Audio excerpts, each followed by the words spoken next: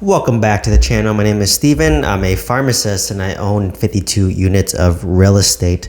So today I want to talk about how when I was working my W-2 job at 31 years old, I was like oversharing all the real estate that I was buying, all the entrepreneurial journeys that I was doing, and how it kind of burned me in my W-2 job. So as you can tell from my channel, from my video, from the way I talk, I'm like 100% transparent, for better and for worse, right? For those who care for the details, you'll love me. For those of you who don't care for the details, I'm probably the most annoying person ever, right? Like I'm definitely an acquired taste in that sense. But for me, because like I was always that way as a kid, like I would like learn a funny joke. I remember like, the bubblegum rappers like back in the day, I'm 34 today, but they would have like a joke on the back of that bubblegum wrapper. So I'd eat the bubblegum and I'd read the joke. And like, if I thought the joke was funny, I would like tell everybody that joke. Right. And I felt like I was always that way. And I repeat myself a lot, which is a habit I picked up from my mom, for better or for worse. But, luckily, I guess YouTube likes people who repeat themselves a lot. So maybe I was made for YouTube, right? Because I just repeat myself a lot and share my journey, share my story, and offer a perspective on that. But, I always like to overshare. And, in the beginning, I'm like very quiet, very shy. But like once I get to know you, at least when I was younger, I open up and I open up fast, right? To the point where I overshare, and it might be TMI, whatever that is. But for me, I've always was a type where like if I learn something and I'm like so like shook by what I learned and it like felt so life-changing for me, I feel the urge I want to share with other people. So because, I wish people taught me these things, right? Like I would love to have a friend that would like teach me these things, right? That would teach me these things. Get a little more light here. But yeah, I would love to have friends that would like teach me things, right?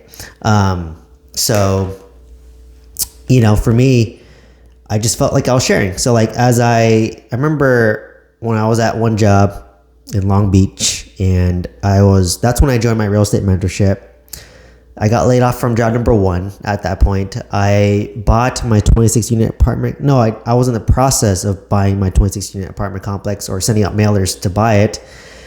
And I remember I just would share my journey with like my staff at the hospital, right? And in full disclosure, like looking back, no one gave a shit and it probably annoyed them and probably pissed them off. Like, and I get it, right? You're just starting as a pharmacist and you have this annoying pharmacy director / manager talking about all the real estate he's buying. So like, yeah, it probably comes off as annoying, obnoxious. Wasn't my intent, but hey, well received, right? I get it. Like, that's why I don't do it anymore at work.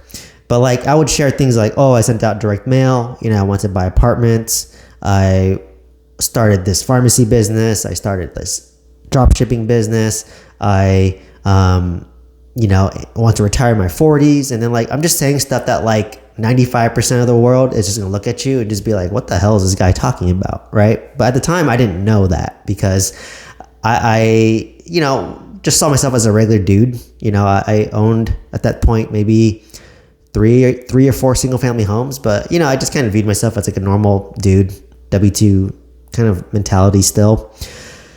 But then once I started learning about the FIRE movement, I was really sharing about that. Like, yeah, like, like I would tell my pharmacist, like, oh yeah, like I'm retired in my 40s. And the pharmacist would be like, oh yeah, I have a brother. He did real estate and he retired in his 40s.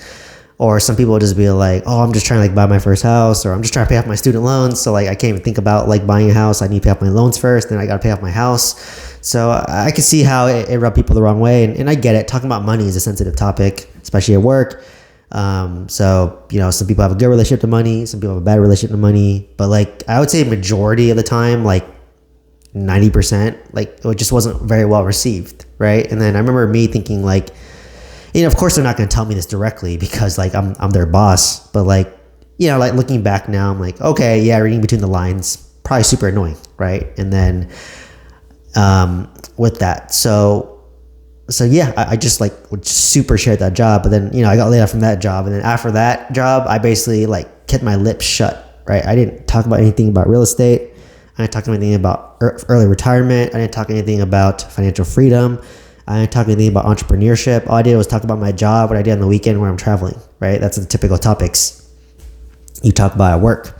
because most people can't relate to that. So after that, I think, 2022, never really mentioned that stuff anymore. So like most people don't know I own real estate unless you found my YouTube channel or my Instagram or my LinkedIn, whatever. Like you don't know I own real estate or what I do unless you watch my channel and you thoroughly study what I do, right? So I don't really share openly. If people ask me, I will answer like briefly, but I don't really go into too much depth, right? Like I just kind of quickly answer like, oh yeah, just the thought of the FIRE movement was appealing to me, and just want to retire earlier than 60, right, which is the typical retirement age.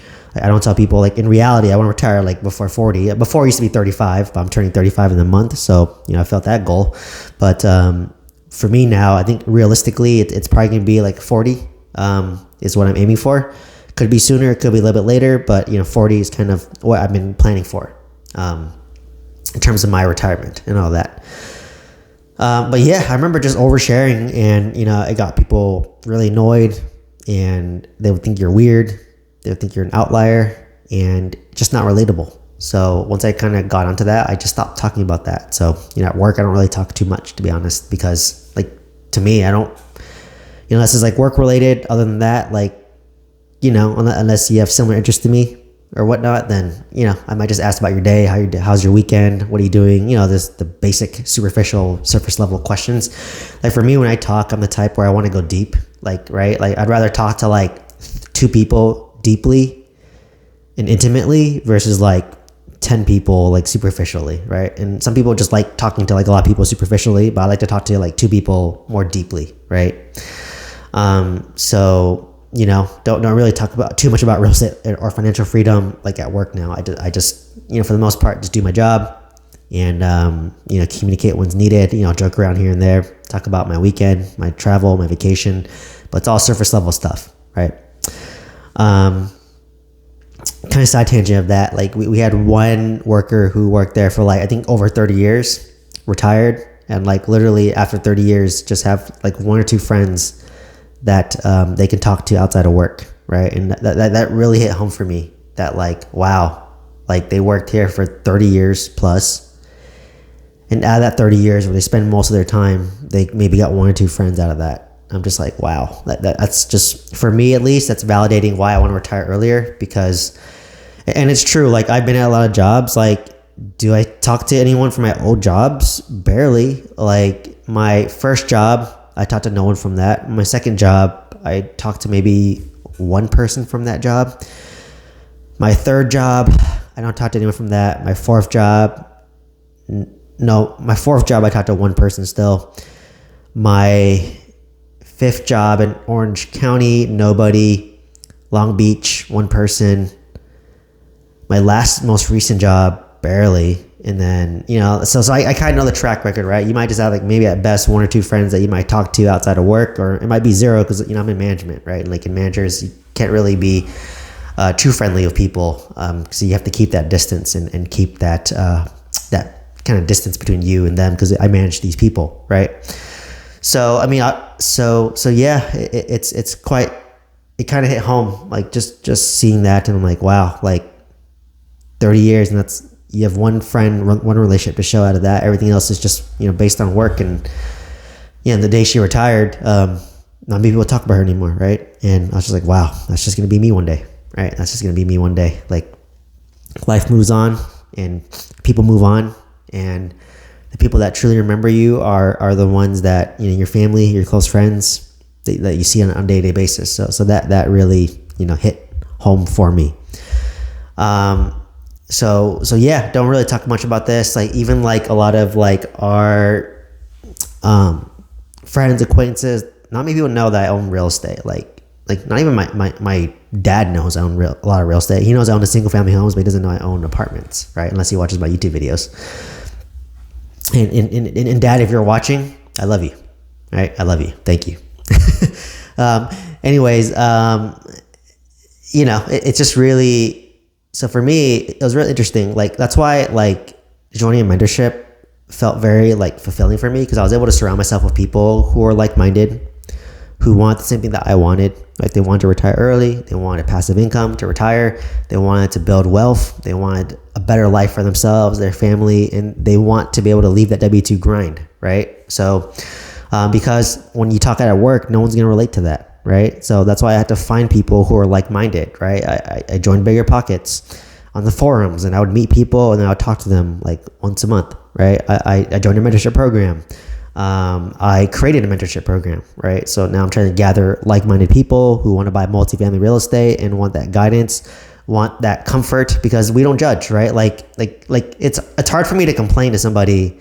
I'm like, oh my God, I lost $100,000 on my mobile home park and I'm worth like $6 million. They're just gonna be like, oh, shut up, dude. Like you're worth way more than me, right? Or like, shut up, dude. I'm just trying to pay off my student loans.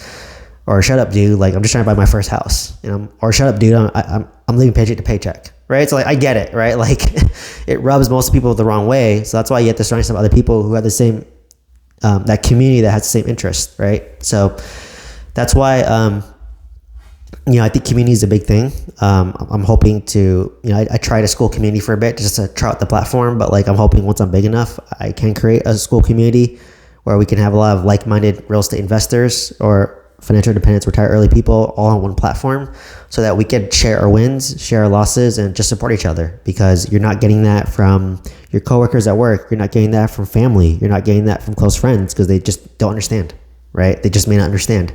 Some people don't even get that from their spouses, right? So that's why it was really refreshing when I joined the mentorship program.